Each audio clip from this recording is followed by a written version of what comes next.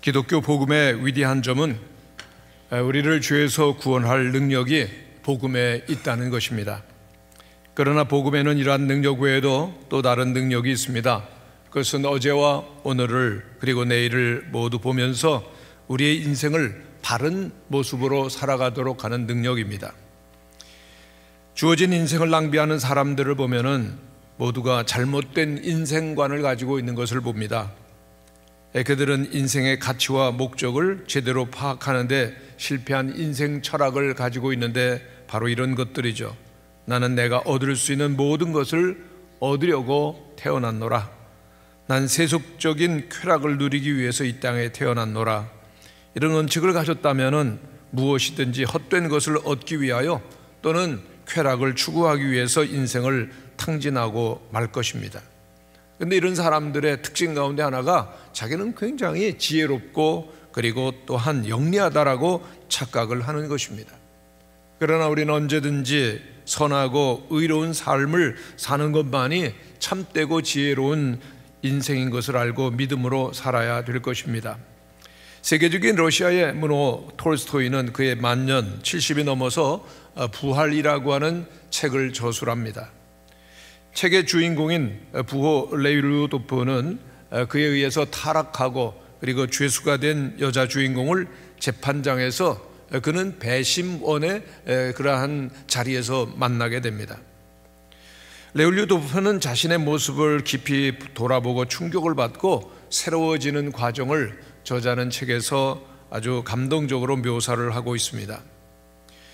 주인공은 그 충격적인 만남 속에서 자신을 깊이 돌아보는 것이죠. 그리고 반성을 합니다. 자기가 어릴 때는 정의감도 있었고 순수했었는데 나이가 들어가면서 어느덧 양심은 무디어지고 방탕한 생활을 하는 모습을 본 것입니다. 저자는 책에서 이렇게 말합니다. 사람에게는 정신적 자아가 있고 그리고 동물적 자아가 있다 하는 것입니다. 그렇습니다. 올바른 판단과 도덕적인 선택을 하면서 바르게 살아가는 정신적 자아가 있는가 하면은 거짓되고 욕망을 추구하고 동물적으로 살아가는 동물적 자아가 우리에게는 있을 수 있다라고 하는 깊은 성찰을 하면서 그 주인공은 그의 삶을 철저히 변화시켜 나간다는 것이 그 부활의 스토리입니다. 그러나 정작 이 책을 쓴 톨스토이는 진정으로 변화된 삶을 살지는 못했다라고 하는 평가를 받고 있습니다. 그는 신앙 안에서 온전해지고 거룩해지고 열심히 그렇게 노력을 해봅니다만은 자기 내부의 모순을 그는 극복할 수가 없었습니다. 그는 정말 완벽해지기를 원했고 완전해지기를 원했지만은 그렇지를 못해서 낙심하고 우울하게 살았던 사람입니다. 그러나 성경에 보면 예수님께서는 우리 기독교 신앙의 가장 특징인 절대 은혜를 말씀하고 있습니다. 성도 여러분, 우리들이 구원받고 우리들이 온전히 거룩해지는 성화라고 하는 선물은 우리의 노력으로 되는 것이 아닙니다. 오직 하나님께서는 주님의 선하심 때문에 우리를 구원하시고 우리를 사랑하신 것이죠. 그리고 은혜라고 하는 것은 그것을 무조건적으로 받아들이는 것인데 그 은혜를 받아들이는 사람들의 그 구원의 감격이 넘치는 것이죠. 예수님께서는 가늠한 여인도 그리고 나란히 십자가에 달렸던 강도도 그리고 전혀 도무지 알지 못하노라고 예수를 부인했었던 제자들도 다 주님은 용서하십니다. 은혜라고 하는 것은 절대적인 것이요 모든 사람에게 미치는 것입니다. 이 놀라운 은혜는 예수님을 십자가에 못 박았던 사람들에게까지 미치는데 예수님은 십자가에서 기도하셨습니다. 아버지여 저희를 사하여 주옵소서 자기의 하는 것이 무엇인지를 알지 못함이니이다. 오늘 본문의 말씀은 하나님의 은혜가 얼마나 소중한지를 우리에게 보여줍니다. 그 은혜는 바로 하나님께서 보내주신 예수 그리스도이십니다. 하나님의 은혜인 진리의 말씀 속에서 우리의 자신과 사물과 모든 세상을 볼 때 모든 것들이 분명해지죠. 성경은 딱 한 가지를 말씀합니다. 예수님을 만나야만 우리들은 새로워질 수 있다는 것입니다. 오늘 본문이 말씀하시는 것은 첫째로 하나님의 은혜로 우리가 예수님을 만나기 전에는 모든 인간은 육적이며 죽은 상태로 살아갈 수밖에 없다는 것입니다. 사도 바울은 본문에서 은혜가 없는, 즉 예수님이 없는 인간의 상태를 생생하게 보여줍니다. 오늘 본문에서 예수님을 만나기 전에 상태를 뭐라고 말하죠? 1절에 보면 허물과 죄로 죽었던이라고 말하고 있습니다. 은혜가 없고 예수님 모르는 모든 사람들이 죽은 것이라고 말합니다. 그리스도 밖에 있는 사람들, 성경은 그 상태가 이미 영적으로는 죽어 있다는 겁니다. 영적인 시체라는 얘기입니다. 성경에서 죽었다라고 하는 의미는 단절되다라고 하는 의미를 갖고 있습니다. 영적인 죽음이 무엇이죠? 허물과 죄로 하나님과 단절되었다는 겁니다. 이 생명이신 우리 하나님과 단절되는 것, 끊어지는 것이 바로 죽음입니다. 아무리 현재 많은 것을 배우고 그리고 많은 것을 소유하고 풍성하게 그리고 물질이 있다 할지라도 하나님과 단절됐다, 그건 죽은 것이라고 성경은 말씀합니다. 그리고 이렇게 예수님을 만나지 못한 사람들의 모습, 허물이라고 말하는데요, 그 허물은 위반했다라고 하는 것입니다. 여러분, 우리가 만일 하나님의 법을, 하나님의 뜻을 위반할 때마다, 어길 때마다 주차 위반 통지서 같은 것을 받는다면 얼마나 많겠습니까? 그 통지서들이 하나하나 우리의 내면 속에 쌓여간다면 우리의 양심은 빛을 잃고 정신은 판단을 잃어버리고 그리고 점점 짐승처럼 되는 것이죠. 그게 허물입니다. 또 하나는 죄인데요, 죄는 관역에서 빗나가는 것입니다. 우리는 말할 때, 생각할 때, 행동할 때 빗나가는 인생을 삽니다. 하나님께서 우리를 지으실 때 하나님께서 우리에게 분명히 살아가라고 그렇게 이 목표를, 관역을 주셨는데 맞추지 못하는 것입니다. 하나님께서 우리를 지으실 때 우리에게 뜻하신 바가 뭡니까? 하나님을 영화롭게 하라, 그리고 하나님을 예배하라, 하나님께 순종하라고 하는 것인데, 사람들은 허물과 죄로 하나님과 단절되었기 때문에 그냥 죄 가운데서 태어나고 죄를 지으며 사는 것입니다. 우리 안에 생명이 없고 진리가 없기 때문인 것입니다. 영적인 시체로 살아가야 되는 사람들 가운데 한 사람도 의인도 없고 바르게 살 수 있는 사람이 없습니다. 하나님과의 관계가 깨어졌기 때문입니다. 자기를 지으신 창조주 하나님을 알지 못하고 그것이 죄의 출발점이 되고 수많은 죄를 짓고 그리고 죽은 자로 살아가는 것입니다. 겉으로 보면 육신은 살아 있습니다. 그러나 영혼을 보면 죽은 상태라고 하는 것입니다. 그 상태가 2절에 나오는데 세상 풍조를 따르고 공중의 권세 잡은 자를 따라 그랬습니다. 성경은 마귀를 이 세상의 신이라고 그랬고요, 예수님은 그를 이 세상의 임금이라고 부르셨습니다. 여러분, 사람들이 마음대로 사는 것 같죠? 아닙니다. 성경은 실제로는 마귀에게 사로잡혀 사는 것이라고 선언을 합니다. 여러분, 죄를 짓기 위해서 노력한 사람들이 있으십니까? 없습니다. 이 죄라고 하는 것은 어린이들도 그렇고 그냥 쉽게 저절로 죄를 짓게 되는 것, 그것이 인간입니다. 그런데 저절로 선하게 살아가도록 그 선하게 사는 삶을 사는 분이 있으십니까? 안 그렇습니다. 선하게 살려고 해도 자꾸만 우리들은 죄를 짓는 쪽으로, 나쁜 방향으로 유혹을 받고 끌리는데 왜 그렇습니까? 하나님과의 관계가, 의롭고 선하신 하나님과의 관계가 끊어졌고 그리고 죄와 그리고 또한 세상과 마귀에게 끌려 살기 때문인 것입니다.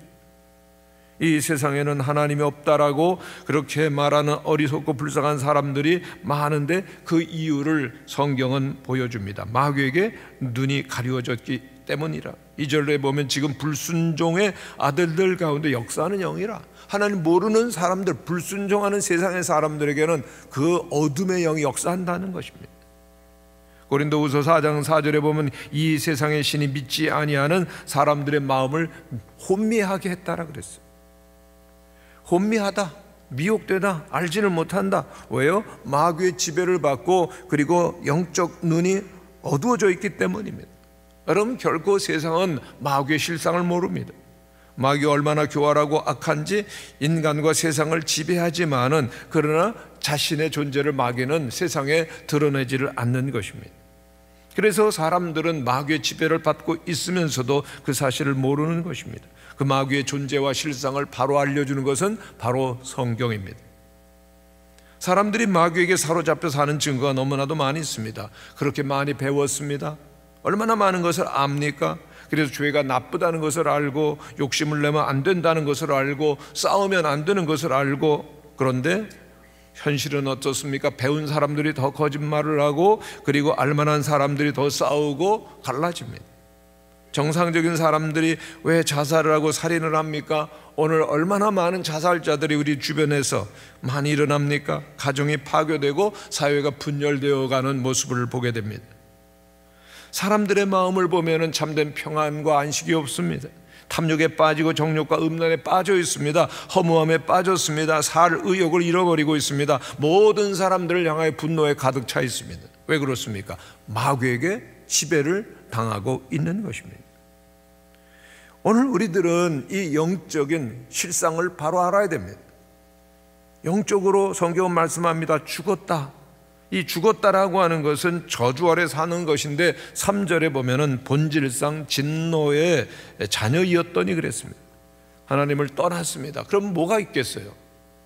하나님을 떠나면은 영적으로 죽은 채로 살고, 죽은 다음에는 하나님의 심판 가운데로 떨어지고 결국은 영원히 불타며 고통 가운데 지옥이 있다는 것을 성경은 말씀합니다. 오늘날 많은 사람들이 지옥을 부정합니다. 그러나 실제로 성경은 지옥은 있다라고 말씀하고 있는데, 그것이 성경이 우리에게 알려주는 진리입니다. 여러분, 하나님을 떠난 세상은 정말 무서운 일들만 일어납니다. 하나님을 떠나면 사람들은 물질 앞에 절하고 그리고 죄를 짓고 무너져가는 것이죠. 대표적인 예를 공산 국가가 된 러시아에서 보게 됩니다. 솔제니치는 템플턴 상을 수상하면서 이런 연설을 했던 것을 기억합니다. 50여 년 전, 제가 아직 어렸을 때지만 여러 어른들이 모여서 러시아가 이 엄청난 재앙에 직면하게 된 까닭을 설명하는 걸 들었던 것이 기억이 납니다. 사람들이 하나님을 잊어버렸어. 그래서 이 모든 일이 일어나게 된 거야. 그날부터 오늘까지 근 반세기 동안 혁명이 진행되어 왔습니다. 그 과정에서 저는 수많은 책을 읽었고 숱한 사람들의 증언을 들었으며 격변의 세월이 남긴 파편을 말끔히 쓸어낸다는 마음으로 8권의 책을 써내기도 했습니다. 하지만 무려 6천만 명이나 되는 인명을 삼켜버렸던 혁명이 오늘날 철저하게 실패로 돌아간 요인을 가능한 정확하게 지적해달라는 요청을 받는다면 사람들이 하나님을 잊어버렸어. 그래서 이 모든 일이 일어나게 된 거야 라는 말을 되풀이하는 것 외에 나는 달리 덧붙일 말이 없습니다. 오늘 세상에 일어나는 모든 비극과 그리고 불행 그리고 죽음, 멸망은 하나님을 사람들이 잊어버렸어. 이 한마디로 설명이 된다는 것입니다. 두 번째로, 예수 그리스도를 만나게 될 때 우리는 하나님의 놀라우신 은혜로 새롭게 살아난다는 것입니다. 그런데 어떻게 하나님께서는 이 놀라운 비참한 상태 속에 있는 인간을 살리시죠? 이 비참하고 절망적인 상황 가운데 빠져나오는 길이 어디 있습니까? 오늘 본문 4절에서부터 7절 말씀을 한번 같이 읽어보겠습니다. 시작. 긍휼이 풍성하신 하나님이 우리를 사랑하신 그 큰 사랑을 인하여 허물로 죽은 우리를 그리스도와 함께 살리셨고 너희는 은혜로 구원을 얻은 것이라. 또 함께 일으키사 그리스도 예수 안에서 함께 하늘에 앉히시니 이는 그리스도 예수 안에서 우리에게 자비하심으로써 그 은혜의 지극히 풍성함을 오는 여러 세대에 나타내려 하심이라. 할렐루야. 얼마나 복된 말씀입니까? 허물과 죄로 우리들은 죽었습니다. 그런데 이제 예수 그리스도 안에서 생명을 얻는다는 겁니다. 공중의 권세를 잡은 마귀에게 종이 되어서 꼼짝달싹하지 못한 우리들이 자유를 얻습니다. 순전한 하나님의 은혜와 사랑입니다. 긍휼이 풍성하신 하나님께서 외아들 예수 그리스도를 사랑하듯이 우리를 사랑하셔서 우리는 이제 사망에서 생명으로 옮겨졌습니다. 그 마귀의 종들이 하나님의 자녀가 된 것입니다. 불순종의 아들들이 이제는 순종의 자녀가 되었다는 것입니다. 얼마나 좋으신 하나님이신지, 단지 허물로 죽은 우리를 예수 그리스도 안에서 살리시기 위해서 우리를 위하여 예수님을 보내주시죠. 예수님은 십자가에 못 박히시고 또한 우리를 하나님과 함께 살도록 우리를 그리스도 예수 안에서 하늘에 앉히셨다라고 말씀하고 있습니다. 공중의 권세 잡은 자, 즉 악한 사탄이 근접할 수 없도록 우리의 위치를 하나님의 나라 그 보좌 우편 예수 그리스도의 앞에까지 높이셨다라고 하는 것입니다. 모든 어둠의 그 악한 영들을 제압하시고 승리할 수 있도록 인도하셨습니다. 로마서 3장 23절에 보면 모든 사람이 죄를 범하였음에 하나님의 영광에 이르지 못하니라고 그렇게 선언하죠. 하나님의 눈으로 본 모든 사람들이 하나님의 의에 이를 수가 없습니다. 불합격 미달입니다. 죄인이 아닌 사람이 아무도 없죠. 기록된 바 의인은 없나니 하나도 없으며 깨닫는 자도 없고 하나님을 찾는 자도 없다고 그랬습니다. 그래서 세상에는 두 종류의 사람이 있습니다. 들킨 죄인 그리고 안 들킨 죄인입니다. 파스칼도 세상엔 두 종류의 사람이 있다라고 말했습니다. 죄인인 줄 아는 죄인 그리고 죄인인 줄 모르는 죄인. 전자는 희망이 있는 죄인이요 후자는 희망이 없는 죄인이라고 그랬습니다. 우리는 다 죄인이라는 겁니다. 아무도 자기의 행위로는 구원을 받을 수 없습니다. 그러나 우리가 하나님을 만나면, 하나님을 믿으면 하나님께는 우리를 구원을 주시고 날마다 거룩해지는 성화의 은혜를 주십니다. 우리의 모든 약점과 한계를 극복하고 그리고 미친 듯이 우리의 안에서 반란과 거역을 일으키는 육신을 제어하고 하나님을 사랑하며 섬기는 능력을 주십니다. 우리는 기억해야 됩니다. 하나님의 은혜가 우리에게 오늘도 부어주지 아니하시면은 하지 말아야 되는 것, 정말 내 마음으로 원하지 아니하는 것인데도 하지 않을 수 없게 된다는 것입니다. 그러나 일단 우리에게 은혜가 부어지기 시작하면은 그때부터 우리는 자유롭게 되는 것입니다. 할렐루야. 성도 여러분, 양심을 거슬러서 죄를 범하게 하는 유혹, 은혜를 받을 때 이기게 되어집니다. 우리들이 은혜 속에 있을 때 진정으로 자유하게 하는 참된 구원에 이르는 것입니다. 성도 여러분, 이 온전한 구원은 은혜로 주어지는 것입니다. 8절에 보면은 너희는 그 은혜에 의하여라고 말하고 있습니다. 은혜를 받을 만한 자격이 없는데 은혜로 인하여 주어지는 선물입니다. 은혜 때문에 하나님 앞에 설 수 있게 되는 것, 이것이 복음입니다. 하나님은 자비로우십니다. 우리에게 은혜를 나타내고 싶어 하십니다. 그 놀라우신 은혜 때문에 우리가 구원을 받고 그 거저 주시는 하나님의 사랑 때문에 우리는 구원받았습니다마는 그러나 그것은 결코 값싼 것이 아닙니다. 하나님께서는 예수 그리스도를 이 땅에 보내시고 십자가에 못 박게 하시는 값비싼 대가를 지불하시고 예수의 피로써 우리를 사셨습니다. 예수님 안에 있는 것이 우리의 구원인 것을 우리는 늘 기억해야 됩니다. 러시아의 뛰어난 작가 도스토옙스키는 애정 행각과 술과 도박과로 건강과 재산을 탕진하기를 되풀이했었던 그러한 허망한 삶을 살았습니다. 근데 또 그는 삶 속에서 허다한 실수를 저질렀지만은 예술 분야에서는 놀라운 위협을 이루었었던 재능이 있었던 사람입니다. 그리고 그는 급진주의적인 사상을 가지고 반역단체에 소속되었기 때문에 그 체포가 됩니다. 그리고 말뿐인 급진주의자를 모의 사형에 처하라고 하는 그러한 명령을 받게 됩니다. 그 도스토옙스키 일행이 판결을 기다리면서 8달째 감옥에 있던 어느 추운 날이었습니다. 이들의 일행은 감옥에서 끌려나와 광장으로 가는 마차에 태워집니다. 그리고 광장에서 정부 관리가 사형을 집행한다고 하는 판결문을 낭독을 합니다. 그리고 사형의 집행이 시작이 됩니다. 사형을 집행할 소총분대가 자리를 잡고 사격 준비, 구령이 떨어지면서 병사들은 일제히 방아쇠를 이 고리를 남기고 이제 사격 자세를 취했습니다. 바로 그 긴박한 순간에 전령이 미리 준비해온 황제 조서를 들고 광장으로 바람과 같이 찾아옵니다. 황제가 자비를 베풀어서 사형에서 중노동형으로 경감한다는 조서였습니다. 그런데 도스토옙스키는 죽는 날까지 그 날에 그 시각에 그 경험을 잊을 수가 없었습니다. 죽음의 깊은 구덩이로 떨어지는 것을 그는 목격했습니다. 그리고 그는 주어진 삶이라는 것이 얼마나 값어치 있는 것인지를 그는 알게 됩니다. 그 후에 중노동을 하면서 4년, 그리고 시베리아 수용소에서 4년 동안 유형 생활을 하는 가운데 그는 흔들림이 없는 믿음의 사람이 됩니다. 그리고 고백합니다. 저희 신앙 고백은 대단히 단순합니다. 그리스도보다 아름답고 심오하며 사랑이 넘치며 정당하고 용맹스럽고 완전한 분은 전혀 없습니다.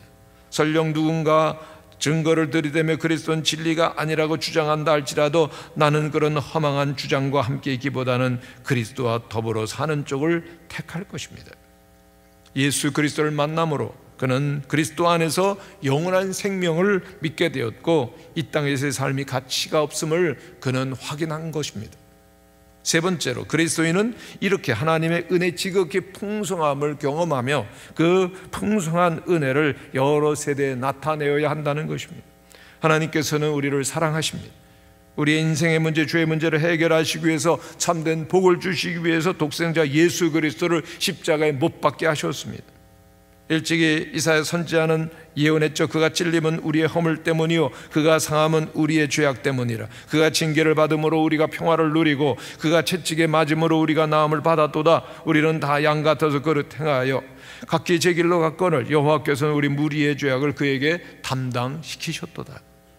놀라운 은혜를 받았습니다.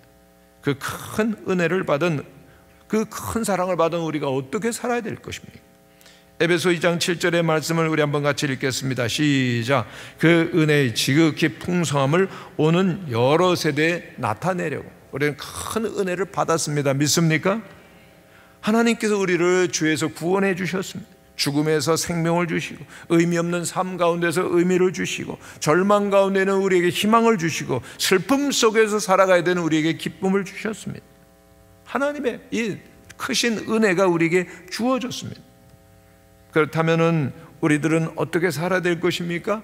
정말 받은 바 은혜가 크다면 그 크신 은혜를 나타내면서 사는 것입니다. 은혜를 받으면 받을수록 우리들이 정말 자발적으로 보답하는 삶이 필요하죠.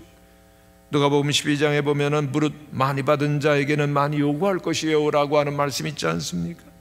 하나님께서 예수 그리스도를 통해서 우리에게 놀라운 은혜를 주셨습니다. 사망에서 생명으로 나아가는 복음의 선물을 주셨습니다.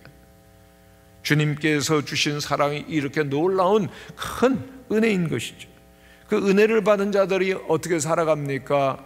사도 바울의 모습을 보겠습니다. 우리 한번 같이 읽겠습니다. 시작. 내가 나 된 것은 하나님의 은혜로 된 것이니 내가 주신 그의 은혜가 헛되지 아니하여 내가 모든 사도보다 더 많이 수고하였으나 내가 한 것이 아니요 오직 나와 함께 하신 하나님의 은혜로라. 그러므로 나나 그들이나 이같이 전파하며 너희도 이같이 믿었느니라. 할렐루야. 은혜가 주어졌기에 그는 사도로서 주인으로 살아간다는 겁니다. 풍성한 은혜를 받은 사람들은 그 풍성한 은혜를 나타내며 살게 되는 것이죠. 선교사 데이빗 리빙스턴의 전기 작가 한 사람이 아프리카를 여행하면서 과연 리빙스턴은 어떻게 사역을 했을까? 무슨 설교를 했을까? 어떤 일을 했을까? 그가 사역했던 곳들을 찾아다니면서 그 모든 사람들을 만나서 자료를 모으라고 했습니다. 그런데 이 작가가 가장 많이 들어야 됐던 대답 하나가 있는데 뭔 줄 아십니까? 많은 분들이 얘기를 합니다. 우리는 그가 무슨 설교를 했는지, 그가 어떤 일을 했는지 잘 기억하지 못하겠습니다. 다만 한 가지 분명한 것은 그는 예수님이 하신 것처럼 그렇게 우리를 사랑했습니다. 그를 통해서 예수님의 모습이 풍성한 은혜가 나타났던 것이죠. 그것이 바로 오늘 우리들의 모습 그리고 우리의 교회가 될 수는 없겠는지. 지극히 풍성한 입은 사람들의 말씀, 사람들은 말씀대로 믿고 말씀대로 살고 그리고 예수 그리스도의 복음과 사랑을 전하려고 사는데 그들 가운데 한 사람이 바로 한국에 온 여러 선교사님들입니다. 한국교 요람이라고 불리는 황해도 장현 소래 마을에 사역했었던 윌리엄 맥켄지 선교사님을 소개합니다. 이분은 1800년대 말 한국에 옵니다. 캐나다에서 태어났는데 그는 캐나다 해외 선교회에 파송을 요청했지만 거절을 당합니다. 친구들의 그 경제적 도움을 얻어서 한국에서 살아갑니다. 황해도 소래에서 한국 그리스도인들을 만나고 그곳에서 한국인과 다름없이 살다가 그곳에서 숨집니다. 선교사에게 그 당시에 많은 어려움이 있었습니다. 경제적으로 한국 그때 너무나 어려웠죠. 언어와 문화가 다르죠. 관습과 전통이 다르죠. 그런데 그 중에 정말 어려웠었던 것이 바로 외로움이었습니다. 작은 숲과 해변을 자주 찾아가면서 그는 하나님께 기도를 하는데 그는 어느 날 이렇게 일기를 썼습니다. 해변가로 걸어갔다. 거기에 약 2마일 정도 되는 뱃사장과 다양한 종류의 조개 껍질이 널려 있는 해변이 있었다. 나는 항상 바다를 사랑했다. 나의 옛날 집도 바닷가 근처에 있다. 어느덧 내 눈에는 눈물로 가득 찼다. 나의 지난 날과 옛 친구들에 대한 기억이 엄습해 왔다. 나는 마치 집에 있는 듯한 착각을 했다. 갑자기 모든 것이 낯설지 않아 보였다. 최소한 바다는 내 마음을 이해한다고 생각했다. 얼마나 어려웠을까, 외로웠을까 생각이 되죠. 이런 맥켄지에게 가장 어려웠었던 것은 사실은 한국인을 이해하는 것이었습니다. 사랑하는 것이었습니다. 결국 이 어려움을 극복하기 위해서 택한 방법은 한국인처럼 먹고, 한국인처럼 입고, 한국인처럼 살며 한국인들에게 예수님의 복음을 열심히 전하다가 마침내 죽어서 한국인들에 의해서 그들 곁에 장사되는 것이었습니다. 그리고 그렇게 죽었죠. 후에 소래를 방문한 맥펜위라고 하는 선교사님은 전해 들은 맥켄지 선교 사역을 이렇게 기록하고 있습니다. 맥켄지는 이 마을 저 마을 그리스도의 복음을 전하려고 쉼없이 다녔고 모든 사람들에게 사랑을 받았다. 그가 영원히 잠들었을 때 많은 사람들이 그를 슬퍼했으며 그는 가장 큰 존경을 받으며 땅에 묻혔다. 그는 그의 기도가 응답받고 그의 헌신이 보상받는 것을 보기 위하여 살지 않았다. 오히려 그를 떠나보낸 우리들이 그의 희생으로 인해 하나님의 풍성한 응답을 받았다. 캐나다 선교에서는 맥켄지 선교사님이 소래에서 숨진 다음 선교사들을 본격적으로 파송하기 시작합니다. 그리고 한국에 놀라운 부흥이 일어나죠. 맥켄지 선교사님이 가장 좋아했던 찬송가가 있습니다. 여러분 440장 아시죠? 어디든지 예수 나를 이끌면.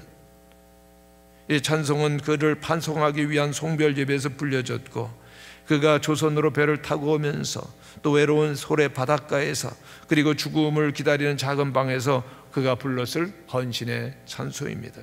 어디든지 예수 나를 이끌면.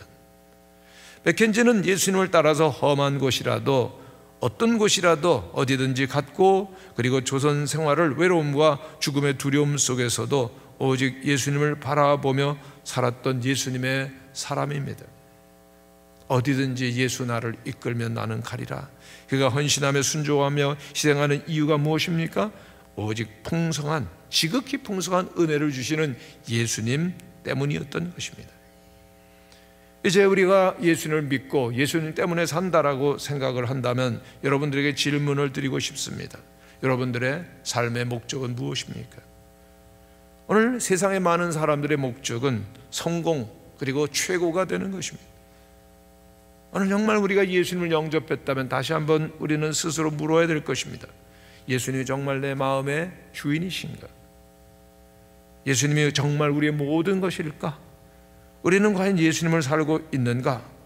그렇다면 또 묻고 싶습니다. 최근에 여러분들 누구에게 예수님에 대해서 말씀해 보셨습니까? 누구에게 예수님을 증거해 보셨습니까?